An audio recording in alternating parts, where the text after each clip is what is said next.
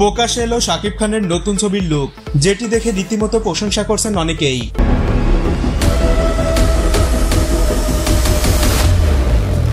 পোস্টারে 90 দশকের সেরা গ্যাংস্টার হিসেবে দেখা গেছে ঢালিউড এই মেগাস্টারকে। যুক্তরাষ্ট্র সফর শেষে খুব শীঘ্রই দেশে ফেরার কথা রয়েছে শাকিব খানের।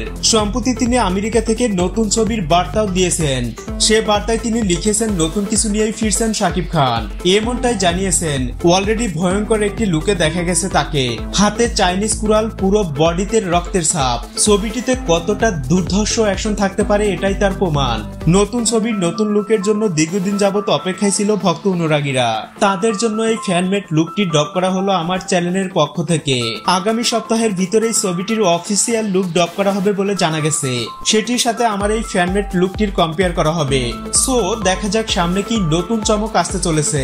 আপাতত এতটুকু বলতে পারি, অবিশ্বাস্য কিছু হবে। শাকিব খানের নতুন নতুন আপডেট পেতে চ্যানেলটি সাবস্ক্রাইব করে পাশেই থাকুন। ধন্যবাদ।